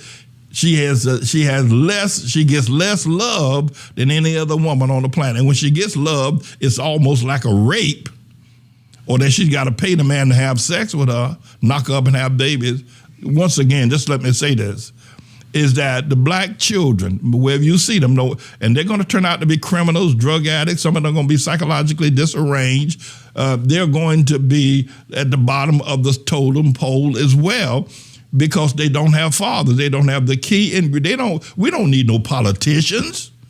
We don't need no civil rights leader. We don't need the Al Sharptons. What we need are men to return home to their children and that they give birth to. Everybody on the planet, every other civilization on the planet, fathers care for their children, except for black men at the largest rate of abandonment. And that's what I want to talk to people about. And that's why I need to be mayor. We don't need to be talking about no damn free bus rides. We don't need that. And the black woman, what's wrong with y'all sisters? You know that you are the least loved. You don't get no loving. And the man that you gave your loving to when you were young that walked off, he's with some other woman or he's in jail somewhere. You ain't getting no loving. You got to claw your fingers to the bone to pay the rent, to put food on the table, to keep the lights on. You got to do all of that. Then here he comes. He wants some other man to see you on the street looking at your posterior, whistling at you. He ain't no good for you either. Your children, your boys are being raised up, getting older, ain't got no father. And you can't be no father to those boys. Or that girl who now is going to pick up a man just like you picked up when you were 13, 14, 15 years old. You went or started fooling around with some man who knocked you up. And now look at you and your daughter going to do the same thing. And yet you want to reject me who comes with the truth. I'm not coming with all this civil rights. That's the stuff that got us in trouble. You're the least loved woman. What's wrong with you? You're the least loved, least sexed, least protected, least encouraged, and you're running around here talking about Al Sharpton as a good leader, or you're talking about even all these other black politicians who are the worst source, and these so-called black professors like this Eddie Gloyd and all Van Jones and a bunch of others sitting up in these college professors promoting homosexuality like growing sweet potatoes and tomatoes on the farm I lived in down in North Carolina, the way they keep growing men to be homosexual, even cutting off the supply of men that perhaps could be men. They're sitting there saying it's advantageous. The white liberal intelligentsia, they like homosexual men. They don't like a strong man like Pastor Manning. They like homosexual men that are very effeminate. And so you can get a job in the seminary, you can get a job in the university, you can get a job on the news program if you're an effeminate black man. But they don't want no real roaring lion black man like Pastor Manning. And so now the one area where you could have maybe got a man, these liberal whites are turning him into a homosexual. And they got all these other Van Jones and Eddie Gloyds and Cornel West and a bunch of others out there helping to cultivate more homosexual black men. It's a mess out here, and I'm going to straighten it out. No, I am, with the truth. But the thing of it is, if nothing else bothers you, you know yourself that black children don't have fathers. And it's not right. That black men ought to be able to run around, call women bitches, rap, and wear these gold chains, and do all that. And while the black children are suffering and listen to this rap music, which is the anthem of the anthem of hell itself. He ain't for defund the police and on and on. Listen, let me say something to you. That if nothing more, you may say, okay, well, a black woman don't have a man, she ain't getting no loving, ain't got no sex, she's got sex toys, and because ain't no man coming around to see her no more, she done lost her 23-year-old look, and now nobody's interested in seeing her. At the very least, you ought to listen to me, and if you go along with all this other liberal white stuff that's being pushed at you by all these liberal white people, you ought to say, wait a minute, these black children need to be raised by a father. Now, this ain't right.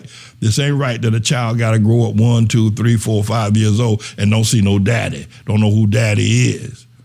You ought to at the very least say, wait a minute now, I may be selfish enough to want to be a homosexual and want to push tranny and all that other stuff and slap Pastor Manning and try to marginalize him. But let me say something. These children deserve better than this. These children growing up in these black homes and these tenement buildings and these low-income housing that Cuomo and Mondami want to be a more low-income housing, these children ought to have a father. Now, maybe I don't like Pastor Manning, this or that and the other, but these children, they deserve a chance at life. They're going to end up in jail. The police going to crack their heads by the time they're 14 years old. By the time they're 17, they're going to be sentenced for a crime as an adult. They deserve to have a father, and Pastor Manning is right. And I need to stop fighting him, get behind him, and get rid. We need to run Al Sharpton out of town on a rail and all the people he hang out with. By the way, I don't know if you've noticed, there's a great big division between black people today here in New York. Letitia James and Eric Adams and Al Sharpton and a bunch of other black politicians. Al Sharpton's on the outs. He's on the outs with Eric Adams. He's on the outs with Letitia James. They all are fighting with one another now. It's a mess going on up here in New York. I mean, this is the same place in Houston and Dallas and San Francisco and Chicago as well. It's a mess. Black people are all scattered all over. They're not united anymore. But listen, so I wanted to be able to state for the children, black children need their fathers, and say somebody need to be talking about that man going back home to take care of his children, run a damn free bus ride and free grocery store. The hell with that. The hell with that. What the hell's wrong with y'all? What the hell is wrong with y'all people? These black children need more low-income housing. That woman and her 3 children in a low-income house. Is that right? No. Hell, let them live in a teepee. But if that father is there, if the mother and the father are there kissing one another, or holding one another's hands, or making all those sex noises in the bedroom where the children can hear them at night, well, that's what needs to be happening. The hell with low-income housing. Let them live in a damn teepee.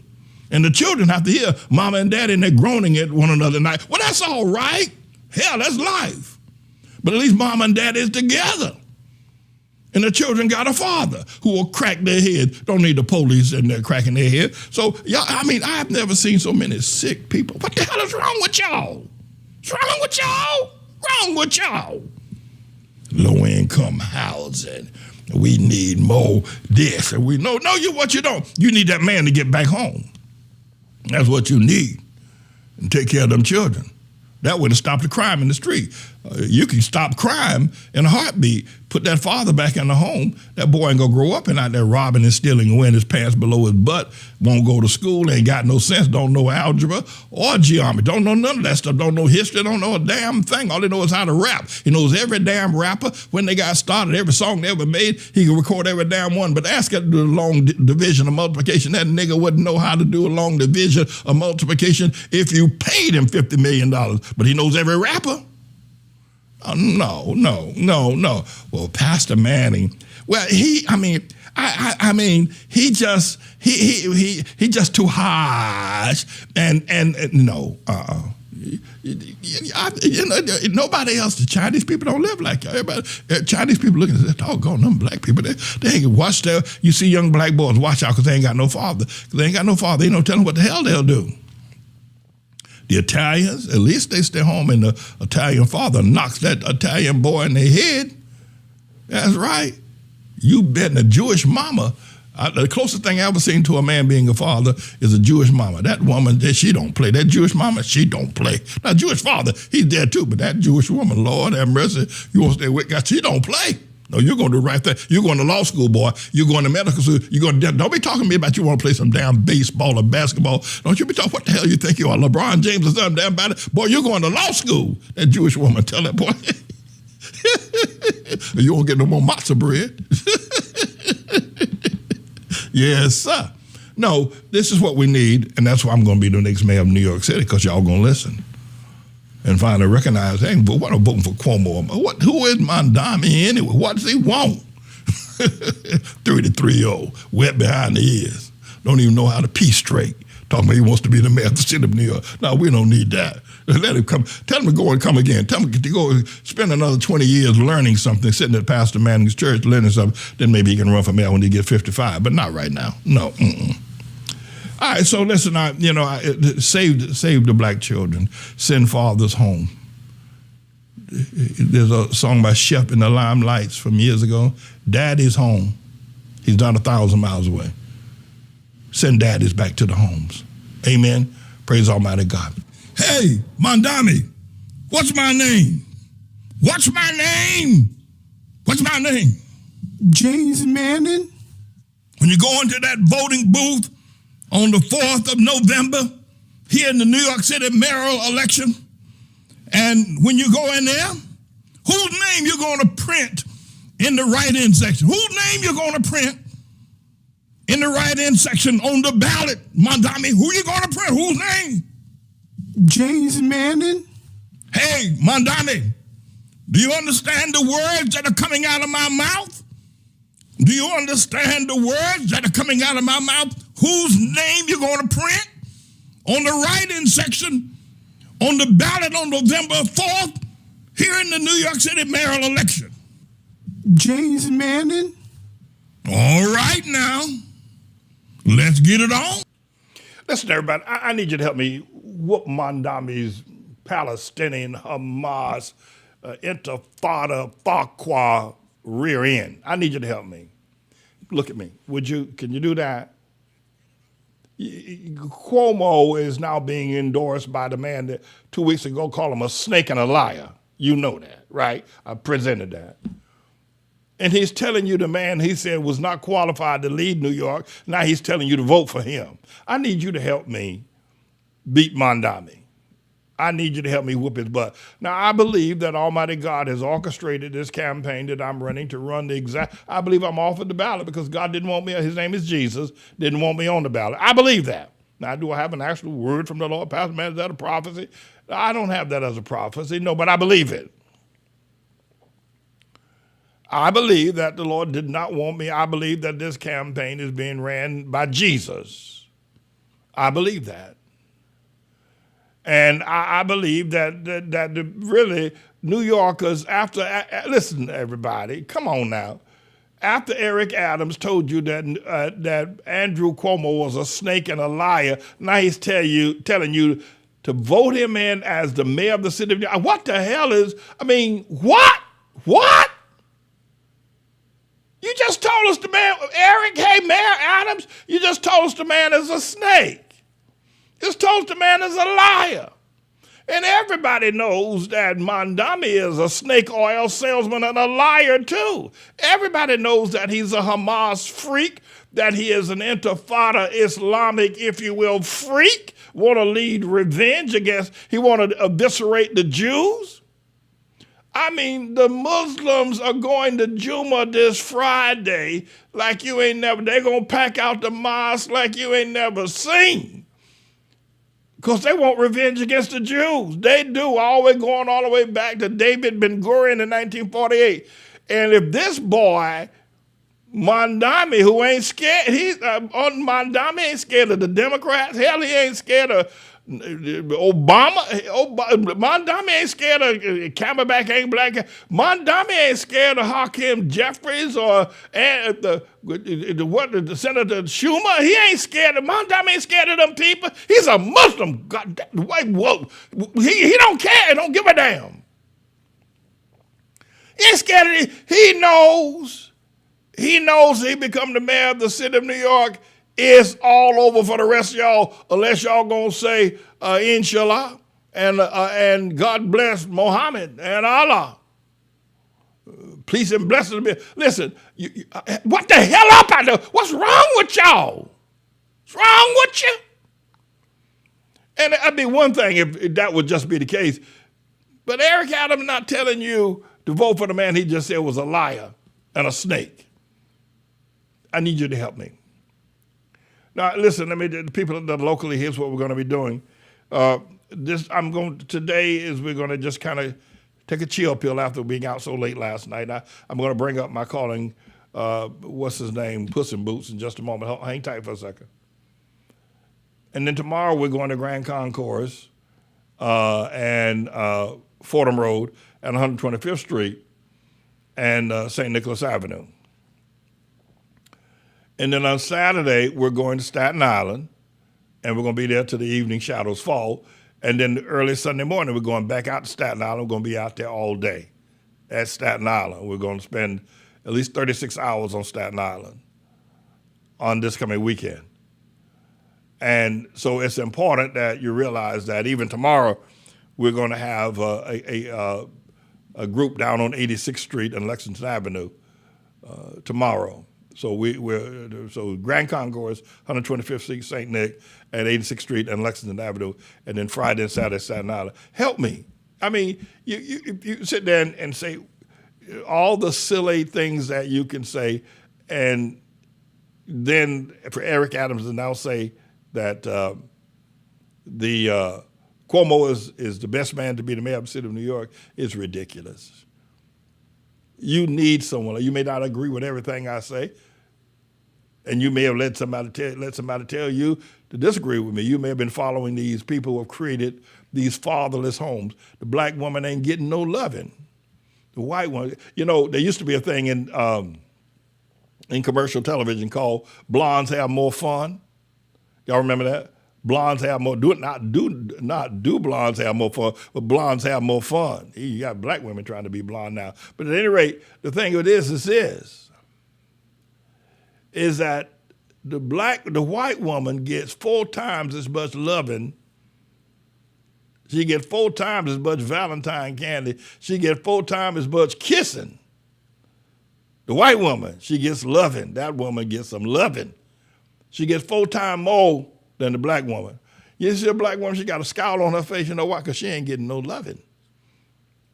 That's right, she may have some lipstick on, but that black woman, she ain't getting no loving. That black woman, because ain't no man gonna love her. And then y'all listen to all these liberal, if you will, white people trying to tell black men you have a better chance of getting a job as a professor, getting on television as a news anchor or whatever it is, getting into politics if you will switch a little bit and become homosexual. So they do it. Anyway, so last night I had my time. I had my debate with, that's all I needed. I had with Curtis Lee. Well, check this out. This was better than, as far as I'm concerned, this was better than being on a debate stage. Roll this clip, Mr. Engineer.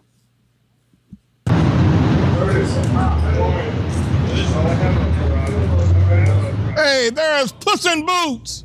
Hey, Mr. Puss in Boots. How'd you do tonight? Mr. Puss in Boots, how did you do tonight? How'd it go? Where are the other 2 stooges? Mr. Puss in Boots! Mr. Puss in Boots! I am James Manning, going to be the next mayor of New York City, Mr. Puss in Boots. Time to get home to feed the cats, Mr. Puss in Boots. Time to get home to feed the meows. Mr. Puss in Boots. Mr. Puss in Boots. Time to go home to feed the meows. Sleazy Sleewa! Hey, Sleazy Sleewa! What are you talking about? Go back to the train and in the tunnels where you belong. Go back to the tunnels and the train, Dirty Curtis and Sleazy Sleewa. Mr. Puss in Boots, the cats are calling you. Come home and feed them. Go back to the tunnels. Dirty Curtis, Sleazy Sleewa. Dirty Curtis, Sleazy Sleewa.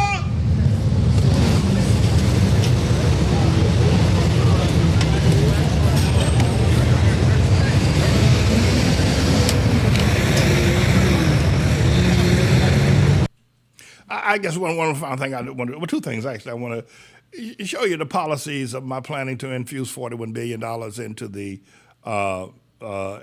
the working class communities. I want you to hear this. Perhaps you've heard it previously. If you haven't, you need to hear this as you prepare to vote next Tuesday for me to be the mayor of the city of New York. I think it's a brilliant plan.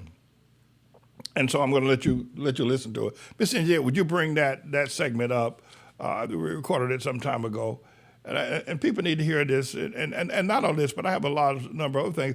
I want people to know also that I'm a fighter. I want people to know that I'm perhaps the best lawyer in New York at the present time. And I say that because I'm a winner. And I want people to know, listen, I will fight for you. I will just turn tail and say, well, it can't be done. It's impossible. That's what the L&M cigarette said. They said it couldn't be done. They said nobody could do it. But the L&M has added cigarettes with more taste to it. No, I don't live by the fact that somebody says something can't be done. And I won. I whooped the hell out of the Mellon Bank and the Philip Little law firm in the city of New York. I'm going to whoop them again. I ain't through with them. Listen to this, what I plan to do with working class neighborhoods. Mr. Engineer, roll that clip. Now, the next thing I do want to say in terms of my candidacy and my becoming the next mayor of the city of New York, I plan to raise the minimum wage to $27 per hour. And I plan to do that quickly and as effectively as I possibly can. One of the reasons why there is homelessness and there's crime and there are ghettos is because the people in those particular neighborhoods don't get the kind of pay that they get. And we only think that people who have college degrees should be well paid. But there's a truth out there now that's saying to a large number of people, you go to college, you run up $150,000 college tuition bill and you get out and you barely can't find a job. And so a number of people are thinking that, well, if I can just get some good training and develop some skills, perhaps I don't need the college education. I'm not telling anybody not to go to college. God forbid. What I am saying is that there has been a structure that has been supported by working class people to only honor people with large degrees. You don't have to have a degree to run a bake shop. And I'm thinking about Truth LaFleur, who wants to run a bake shop. You don't have to have a college degree, to run a small business, to open up a paint store or open up a haberdashery store and make $300,000-$400,000 a year. You don't need a college degree to do that. What you need is a structured skill. So what I'm going to do is by raising the minimum wage, that'll give everybody at least a running start. Then we're going to create if you will, if you must, gentrification housing loan pool where people who are physically anchored, spiritually anchored can go and borrow and buy a house, borrow up to $2-3 million to buy a house. And a part of the commitment of the loan that they would get at a very low interest rate, of no interest at all, is that they would take in a homeless family. That they would take in a family. We have a family in our church like Brother Broner. Not sure where he's living right now. He's got 3 children, his wife. They all come to church on Saturday, and the baby just cries and interrupts my sermon like you won't believe. The baby don't do anything until I start preaching. But a family like that needs an opportunity. If, let's say, for instance, that Elder Smith buys a home, buys one of the brownstones you see across the street. that's a 3-family house. He rents out a whole floor to the Bronner family. They have to pay him rent. He now has to manage the house. We want to replicate that kind of an event into the neighborhoods, and if we can get people who are working at a minimum wage of $27 per hour, making at least $50,000 per hour, $50,000 to $700,000, $70,000 per year, then they can afford the rent. Now they'll still be skimping. I plan, listen to this, and I'll say this to the gentrifiers. While I've been definitely against your moving into this community, but I've told you over the years, you have not realized your dream of an ideal community where you paid $5-6 million for a house and you're now living in an Astor neighborhood. It isn't happening. But here's what I'm going to do. Here's what I'm going to do, gentrifiers and everybody else. First of all, there needs to be some reconciliation, and gentrifiers need to come to talk to me. But I'm going to clean up. If you walk down 125th Street here in Harlem in New York City, it's now Outlaw, you see people sleeping on the street. You see all kinds of disparaging, if you will, kinds of activities going on 125th Street. People that are on drugs, people that have no mattress, have no spoon, have no curtain, have no table. Every curtain, a table, or napkin that they use, or toilet that they use, or toilet paper that they use belongs to somebody else. I'm going to sweep 125th Street broom clean, where it'll look like, well, we were in Paris several years ago, and I think that we were on what was known as the Franklin Delano Roosevelt Terrace or Street. It's right near the Champs-Élysées and not too far away from the Eiffel Tower. Beautiful community, beautiful neighborhood, absolutely beautiful. Well, better yet, I'm going to have the streets of Harlem look like 62nd Street on the east side, between the 3rd and 2nd Avenue and 1st Avenue. All those beautiful streets where there's never anything awry, never a garbage can out of place, never a litter on the street. Just very beautiful tree-lined community. I'm going to sweep Harlem broom clean. And by the way, can I say this to you? Years ago, when I first took the helm of this ministry, I used to have the men of this church that we had 100, 200, 300 men sleeping in the building at night. Well, one of the things I would have them do in the mornings, get up early in the mornings and take brooms and see that sidewalk, see that man walking down the street, sweep that sidewalk all the way down to 110th Street. From here, that's 13 blocks. And then sweep all the way up to 135th Street. And then sweep both sides of the street every morning. They would get out with a bunch of these heavy-duty brooms. I sent 30, 40 men out to sweep the streets. I did this for years.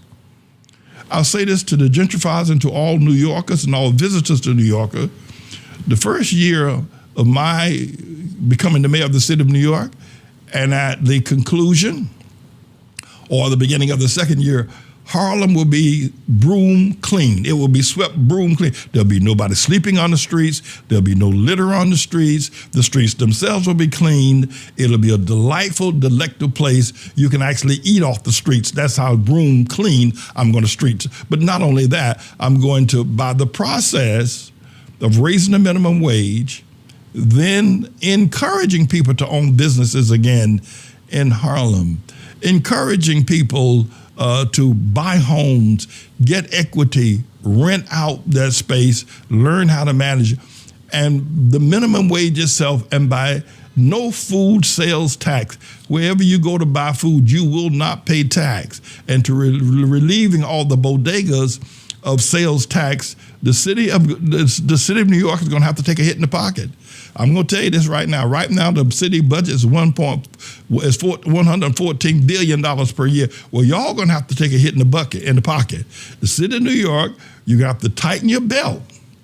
When I become the mayor of the city of New York, you're going to have to tighten your belt. A lot of waste money. I see a lot of money that's wasted for things such as, plug-ins on the street for your phone and all kinds of other stuff about bus schedules and whatnot that really isn't necessary. We're going to cut back on some of those things. The city of New York needs to cut back. You're going to have to take a hit in your budget, the city of New York. And we're going to direct that money that's going to the city of New York to then go to all the people that are profiting, the manufacturers, the business, people got contracts with the city. Y'all going to have to take a cut. And we're going to infuse that money back into the community at the rate of $41 billion a year. Now, if you can imagine, think about this for just a second, and I'll outline this. I'll have our accountant outline this for you. Think about this for just a second. The entire budget of the city of New York for the police department, for the fire department, for all other departments, for the education department, 900,000 students, is $114 billion a year, per year. Is that right? That's how much it is.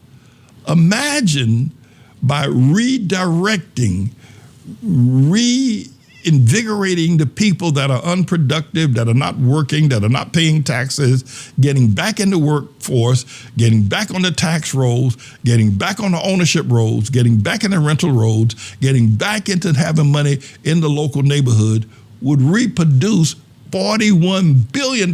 That's nearly a third of the budget. And that will be money that will be coming into so-called marginalized neighborhoods, if you want to call them that. I'm not sure that's what I want to call them.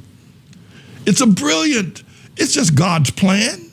It's just a plan that God has put forward. And it would make New York City, the streets of New York City, broom clean. There'll be no litter. There'll be no people on the street sleeping. There'll be no riffraff. And you know, when I was growing up in North Carolina, there was a man who had some psychological problems, and he lived with his family, and there were several women that lived in the house. They had a decent house, and one of the things I liked about them, they had outside in their yard, because they had a big yard in the house on their street next to the AME church, was they had a place where they grew grapes. Anyway, so this man was a little bit off. And so most of us, when we were young, would be afraid to go by the house because we know he's sitting on the porch. He'd come out and chase us and run after us. And sometimes he'd do that. Sometimes he'd come out, he'd chase you, he'd run after you. We'd all run and scatter. But they let him stay in the house. He was a little bit crazy, but they let him stay in the house. See, the blessing with me is that I grew up at a time when no matter what happened, every man and every woman and every boy and every girl had a bed to go to at night, no matter how impoverished the time. Even during the time of the Great Depression, every man, every woman, and every boy and every girl had a bed at night because the families took them in, even though some of them were a little bit crazy, some of them had problems, etc. But we all dealt with it. We all dealt with it. Nobody slept on the streets. We can bring that back. We've lost our way, and I'll tell you why we've lost our way, because our leaders are hypocrites. They are worse than hypocrites. They're satanic.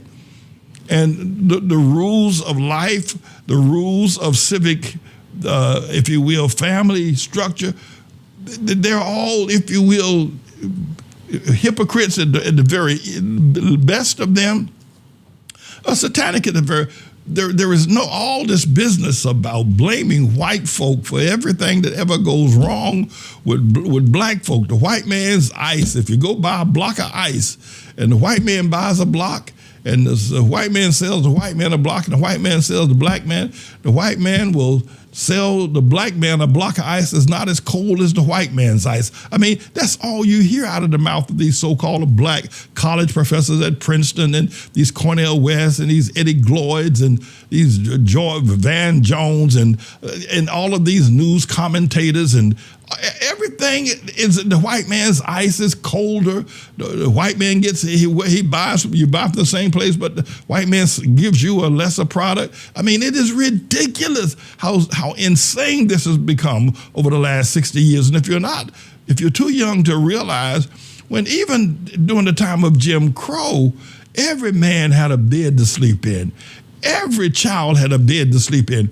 Every child had a father in their home. None of this nonsense, this perversion that you hear on a daily basis coming out of the mouth of these hypocrites. And now they've gone even worse by wanting the men to become homosexual men, the women to become lesbian women. Is madness. To the gentrifiers, you probably thought you'd never hear this from me. but I'm going to increase the property of your property value. Gentrifiers, I'm going to increase your property values because I'm going to take all the riffraff out of the community, and not by using the police and cracking heads. I'm going to take it out by simply employing the biblical principles and showing the spirit of love and stopping the lying and stopping the profiting, stopping, if you will, the cottage industry that a lot of these pensioners, Negroes, they make all their money by blaming white folk and stirring up anger with black folk to be angry with white folk. And they've been intermediaries. That's how they make their millions of dollars. They do it in the movies. Even if they got making money on as athletes. I'm going to the gentrifiers.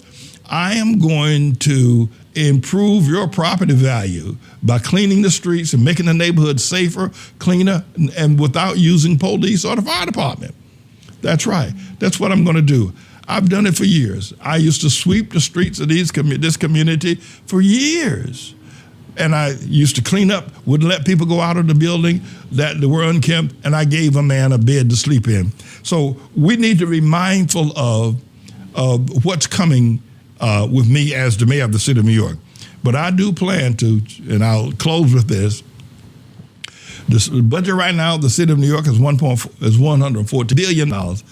I plan to make New York City a classic, upgraded city where poverty has been abolished, homelessness has been abolished. I do plan to say this. I do want to remind everyone that I'm going to keep the street vendors, but they're going to have to, clean up their act, polish up their act, get their act together. I will require street vendors to wear uniforms based on the logos of their business, whatever they're profiting, whatever they're selling. But there's enough room on 125th Street for the street vendors and the store owners. And listen, this is America, I'm a capitalist in that regard. And so let the best man win. I think the street vendors need to be able, I consider them small businesses. Now, they're going to have to wear uniforms.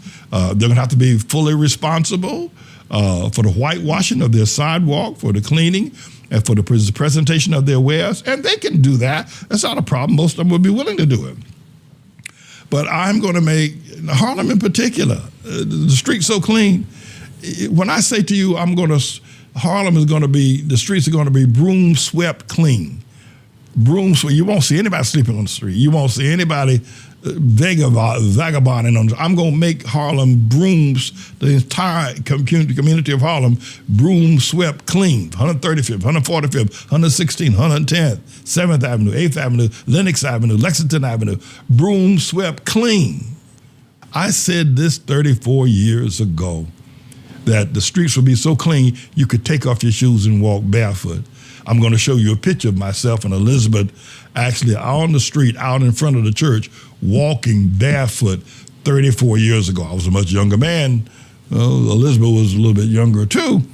But I said I was going to make the streets broom swept clean. And I'm going to do that. I'm going to do that as the mayor of the city of New York. And again, I'm going to bring $41 billion. Now, if you look at the economic commerce of Wall Street down in that region, I suppose that annually they go over the $1 trillion mark in terms of sales, of stocks, of trading, of businesses, of mergers, of banking. All of that they do probably beyond $1 billion. And New York just gets a small chunk of that, of $114 billion to run the city of New York. What I'm going to do is that I'm going to turn Harlem into a black Wall Street. Well, no, please. That's a phrase that came from back in the 1920s in Tulsa, Oklahoma. No, I'm going to turn Harlem into an outlaw Wall Street, to a righteous Wall Street, where, and Bed-Stuy too, and Fort Greene, and South Jamaica, and East New York, and all of those regions I'm going to turn into a profitable area where there'll be 41 billion. Imagine this in South Jamaica. Imagine this in Bed-Stuy. $41 billion now being poured into these neighborhoods. How it would change the clothing that the people wear, the cars that they drive, the houses that they live in, and it would upscale the city of New York in ways probably nobody ever dreamed of in terms of New York being an upscale city. We'll be the new Dubai of the Western world, to be absolutely sure. Hey, Mondani, what's my name?